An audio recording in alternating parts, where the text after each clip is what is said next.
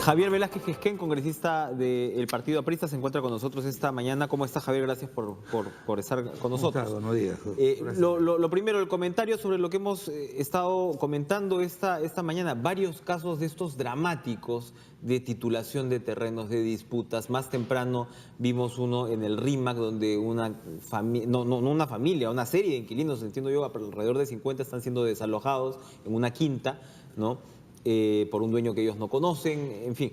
Cantagallo mismo, ¿no? O sea, parte del problema es la resistencia de esta comunidad a moverse, porque claro, no tienen pues una seguridad sobre los terrenos, y ahora veíamos ya, bueno, una disputa familiar sobre un terreno que vale millones, ¿no? Sí. Son todas las caras de la precariedad de la titulación en el Perú, ¿no?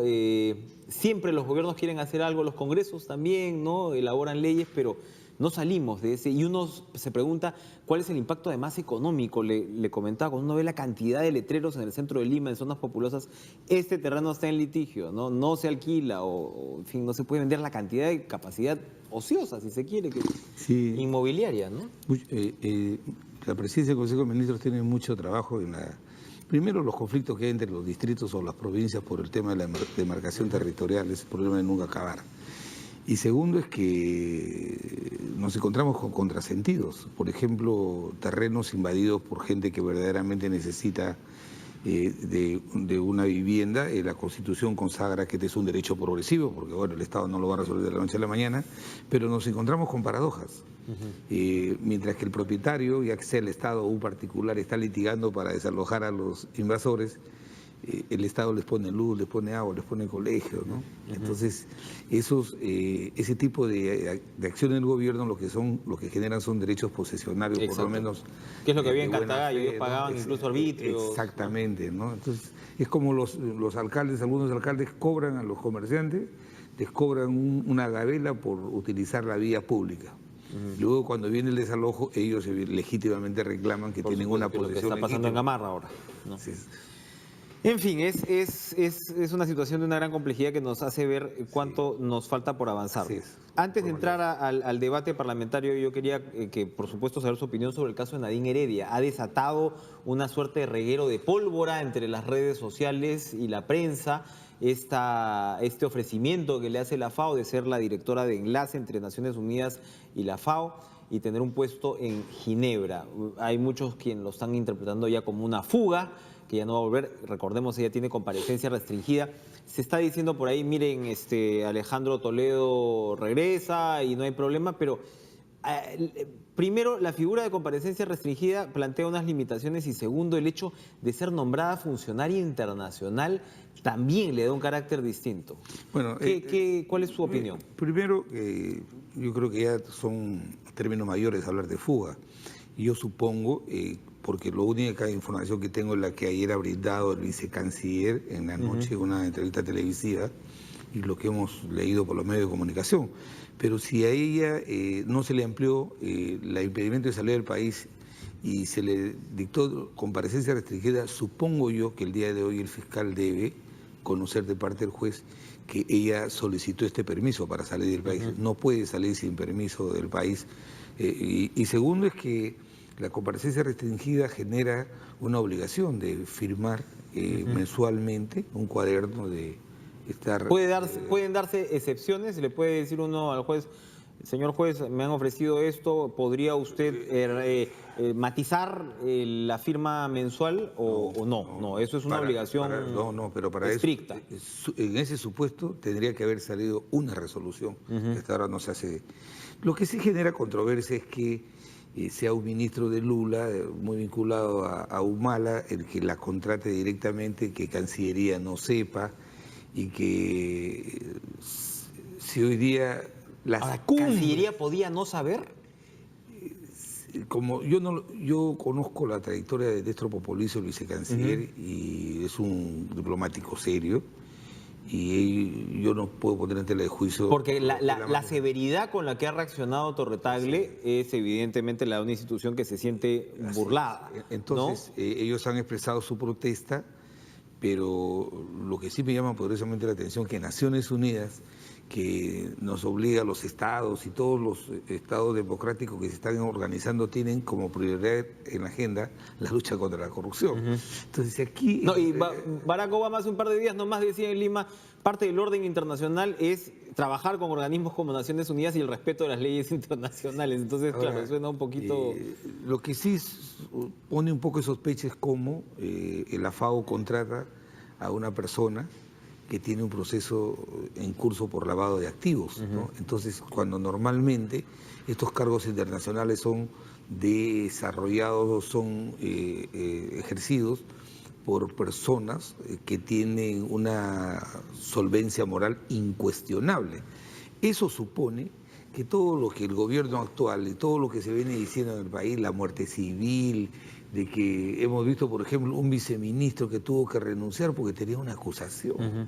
Entonces, yo creo que este tema da para más, pero sí, no al extremo de especular que esto se trate de una fuga. Lo que hay que ver es que llamar al canciller, que explique, yo creo que hay que compartir su protesta y hay que esperar la decisión. Ahora, el canciller ha pedido que este nombramiento se anule. Se deje sin efecto. Se deje sin efecto. También eso, de repente la FAO, Naciones Unidas va a decir, ustedes no nos van a decir a quién contratar. También puede darse una suerte de tensión. Exactamente, ¿no? ¿No? Hay un riesgo ahí. Pero mira los problemas que se generan por la decisión de este funcionario brasileño que está a cargo de la FAO. Pero esperemos que la señora regrese, porque ella dijo que no se iba a mover del país, pero bueno, su palabra es poco creíble por su conducta que ha tenido en el gobierno. Decía usted del caso de este viceministro de Agricultura, me parece que fue, sí. ¿no? el que tuvo que renunciar por tener un proceso pendiente.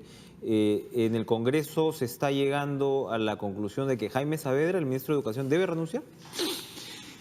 Algunos parlamentarios consideran que por los hechos que se vienen conociendo debería dar un paso al costado.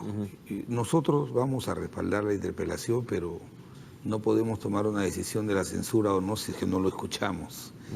Ahora, es lamentable que ahora todos estos hechos, por ejemplo, el tema de la investigación del Ministerio Público y la Unidad de Inteligencia Financiera, no es una investigación promovida por los políticos, es una investigación promovida por la Unidad de Inteligencia Financiera y ya con un fiscal que ha mantenido la reserva de la causa y lo ha hecho público un medio de comunicación.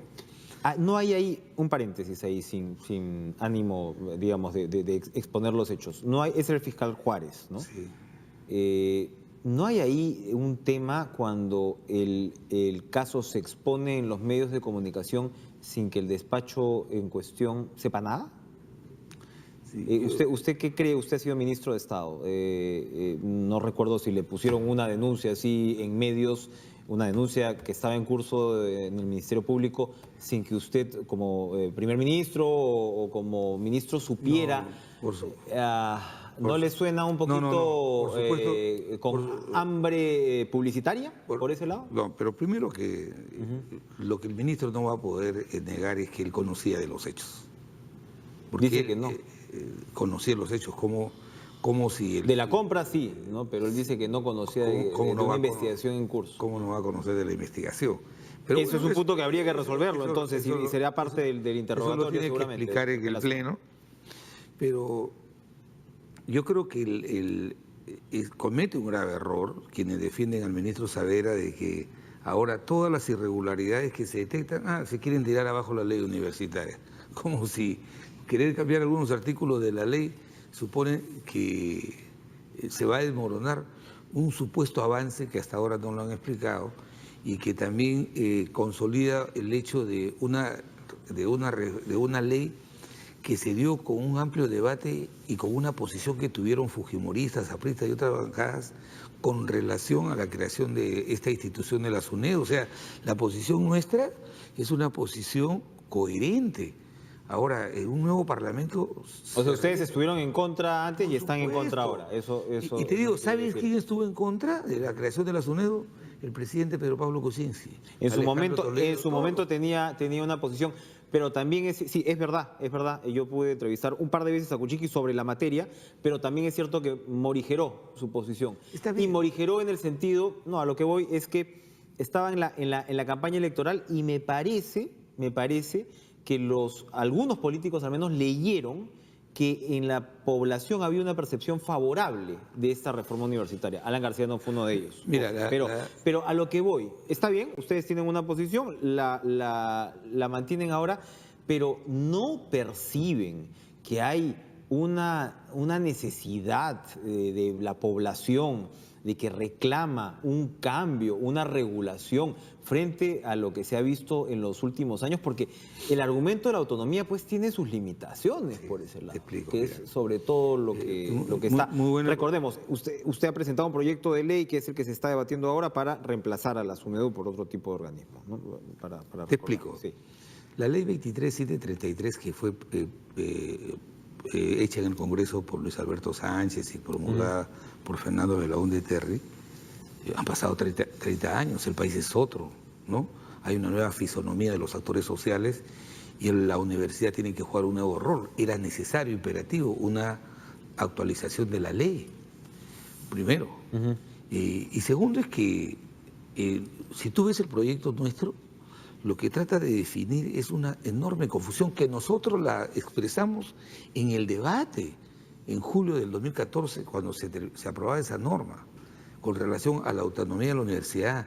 La autonomía de la universidad no es una abstracción, no es un casco vacío, no es una declaración de un papel mojado en tinta. La autonomía de la universidad se gesta a comienzos del siglo XX, justamente para garantizar algo que la ley actual no lo consagra, la libertad del pensamiento. El pensamiento libre, la única garantía que tiene es cuando tú le das autonomía en las universidades. Te diré un ejemplo. En América Latina no hay una sola sistema universitario que tenga una famosa SUNEDU.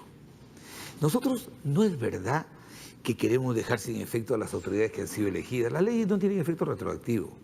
Lo que queremos es que se establezca una reforma de la universidad que trascienda al gobierno y no una reforma hecha de repente por buena voluntad por el ministro Saavedra.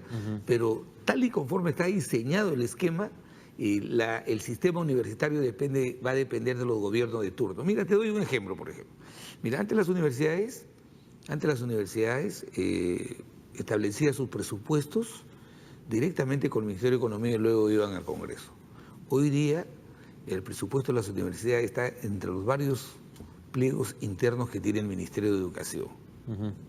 Segundo, cuando nosotros hemos planteado el proyecto de ley, es un proyecto.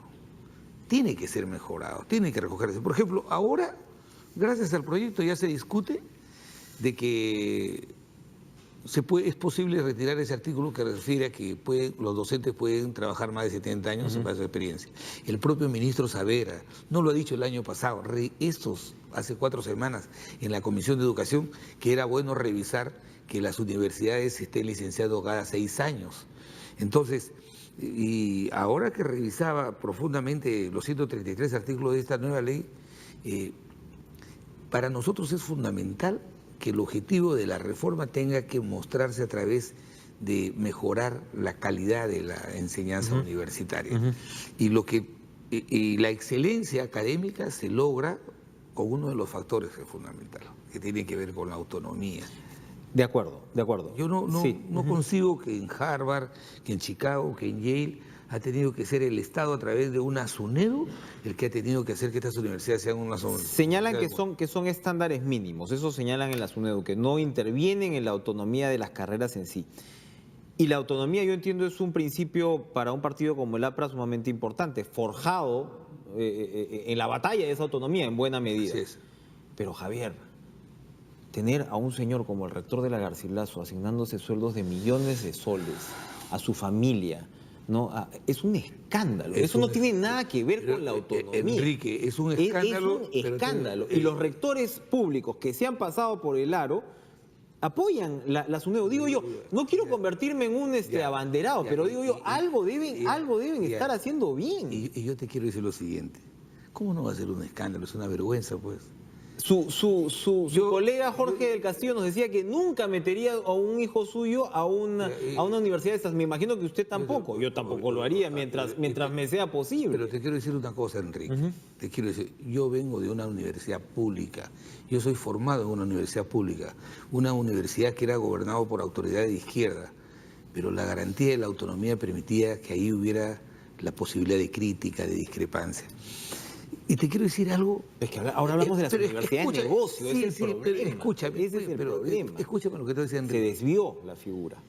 Esta ley solamente ha sido hecha para asfixiar las universidades públicas. ¿Por qué? Lo que tú me acabas de decir, ¿hay alguna norma en la ley que algunos definen esta ley, la 3220, que regule el sueldo de los rectores de las universidades privadas? Dime, en 30 años, ¿quién es el que se ha debido encargar de revisar que los excedentes de las universidades privadas sean reinvertidos en actividades vinculadas al desarrollo académico de las universidades? ¿No es la SUNAT, no es el Ministerio de Educación? ¿Acaso, como dicen, ahora quieren vender ese que Pero precisamente se les dio los beneficios tributarios y ahora se les dice, como beneficio tributario tú tienes que explicar qué haces con estas utilidades. Yo he leído un artículo hoy día en un diario que dice no ha pasado que se han esto beneficiado. durante años. Yo no vengo a defender a la universidad privada. Yo sí creo que ¿cómo vamos a convalidar de que en base a universidades privadas en base a las utilidades, se hayan formado partidos políticos? ¿No ha visto a los rectores de esta universidad agarrándose a golpes por cuidar el puesto? Pero te digo una cosa, Enrique, yo no estoy a favor de eso, yo defiendo la universidad pública. Y te lo pongo muy sencillo. ¿Por qué asfixia la universidad pública? A ver. ¿Por qué asfixia?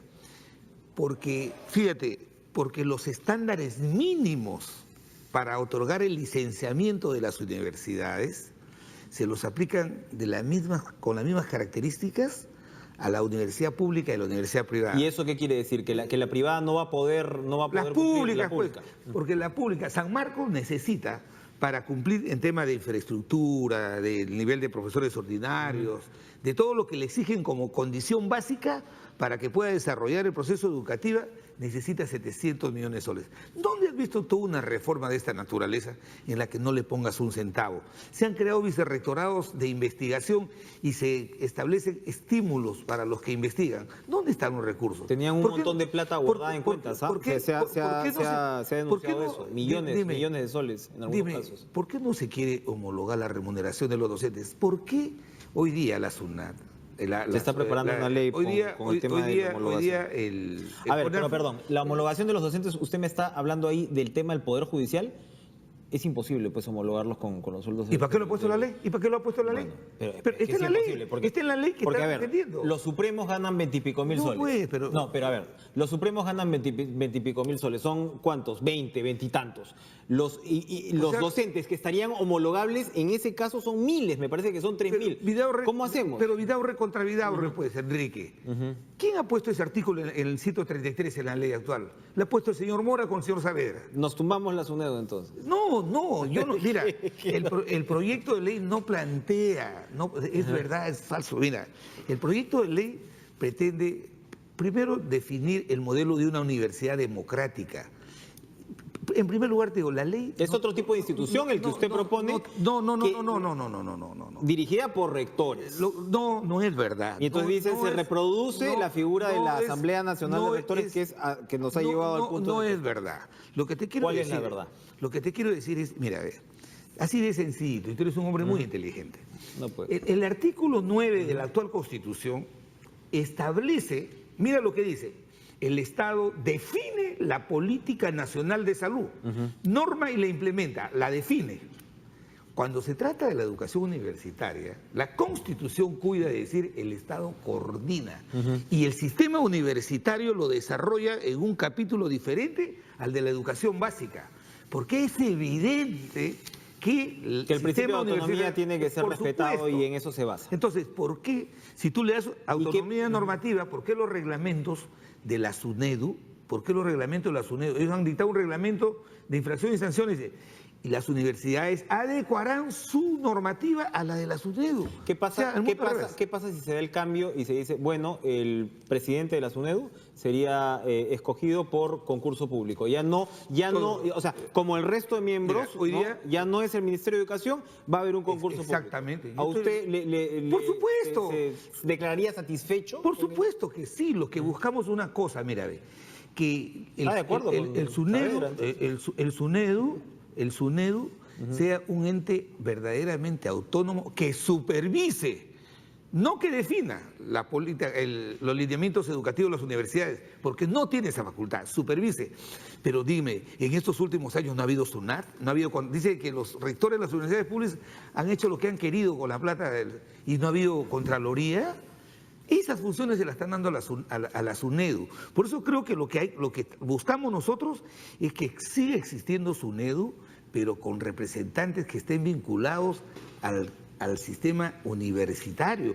Pues dime, ¿por qué no puede ser porque por dicen que concurso? juez y parte, van a ser jueces y parte. Los rectores no pueden estar pues en la mínima supervisión encargada de definir cuáles son las condiciones. Y por eso hay que entregarle el sistema universitario al Poder Ejecutivo, ni siquiera al Poder Ejecutivo. Por eso porque mañana ¿qué vendrá pasa si se abre concurso público? Porque o sea, es forzoso que tengan que ser los rectores los que están sentados en es que el proyecto no plantea eso. Tipo de podemos hacer, por ejemplo, que los profesores principales concursen públicamente para formar parte del SUNEDU. ¿Por qué no hacer participar a los agentes de la producción, que son los que absorben a los profesionales que salen de las universidades? Pero lo que tenemos, nosotros vamos a un tema conceptual. El SUNEDU tiene que ser un organismo que supervise, que vigile las condiciones básicas de las universidades y que haya un sistema de acreditación obligatorio. Ahora la ley dice que es voluntaria. Si una universidad no es voluntaria, dice, algunas pueden ser obligatorias si la ley lo obliga, pero la ley dice que son voluntarias. Entonces, lo fundamental es lo siguiente. ¿Cuál es el diagnóstico de 2 años? No pedimos resultados, pero a pesar que las disposiciones finales establecen que el proceso de licenciamiento tendría que darse por las universidades que están funcionando provisionalmente y se ha comenzado por las universidades más antiguas. San Marcos necesita 700 millones. Pero ya está pasando por el aro. ¿Qué pasa si entonces es que tienen que darle los recursos? ¿Cómo puede haber una reforma sin recursos? ¿Y sabes qué es lo que me preocupa a mí? Me preocupa, obviamente hoy día se han licenciado 7 universidades, evidentemente las que cobran las más altas pensiones. Y lo que necesitamos es garantizar la gratuidad de la enseñanza y que el Estado se sume a entregarle más recursos al sistema universitario público para que la universidad pública pueda tener recursos para algo que es fundamental y que no ha hecho en estos 30 años: investigación. ¿Cómo vamos a querer, yo que vengo de una universidad pública, querer volver a un sistema anterior que no ha dado resultado? Pero tampoco podemos echarnos en manos de un gobierno de turno, porque mañana vendrá otro ministro y dirá, no me gusta ese diseño. Pero no es parte de la institucionalidad, no es parte de decir, hay instituciones como la Contraloría, la Defensoría, la televisión pública, que no es controlada en absoluto por el Ejecutivo, y de eso se trata, una institucionalidad que va más allá de, como dice usted, un gobierno de turno. La SUNEDU no debería apuntar a ese tipo, para usar el término, de autonomía también. Mire, ustedes los medios de comunicación, un sistema, mire,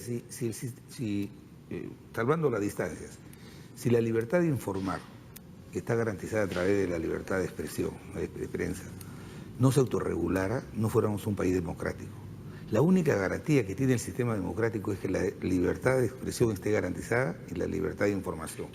Por eso, pero no los que algo sabemos... universidades en centros comerciales o en garajes. Entonces, y eso nosotros no lo avalamos. Si tú ves, la propuesta lo que pretende es garantizar que la reforma que se plantea en las universidades públicas cuente con la voluntad política necesaria para sacar adelante el sistema universitario público y que pueda competir con las privadas. Acá tú lees, a partir del 115, al artículo 115 de la ley, hasta el 120 y tantos, que regula la actividad privada, no le pone la mano. A ver, que me muestren algún artículo. Lo que dicen en el Ministerio de Educación es que más bien los vientos de contrarreforma van muy en la línea de la defensa de los intereses de las universidades privadas. ¿Por qué no le han puesto un tope a la remuneración de los rectores de las universidades privadas? ¿Por qué no menciona nada de eso?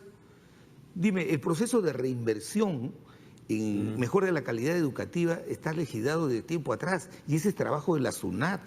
El tema del adecuado manejo de los recursos públicos que le dan a las universidades públicas, ese es trabajo de la Contraloría. No es verdad que la Contraloría no puede entrar a las universidades. Lo que sí creemos es que sería fatal para el país que el sistema universitario estuviera digitado por un gobierno, por más legítima o voluntariosa que sea su decisión, y segundo, que esté como un apéndice más del Poder Ejecutivo. Lo bueno de este proyecto es que ha abierto una discusión. Nadie de los que la cuestiona dice, sí, hay que hacerle reformas, pero no las que plantea la célula parlamentaria. Nosotros no nos ponemos en una posición irreductible, hay que hacerle reformas. No hay que olvidar que el 2010, cuando dimos la reforma magisterial, con Antonio Chang hicimos una reforma magisterial meritocrática. Vino la señora Salas y cumplió con un compromiso que Humala hizo con el SUTE. Le devolvió la educación al SUTE. Y nosotros dijimos que era una contrarreforma, que habían intereses, que habían lobbies. Hicieron una modificación.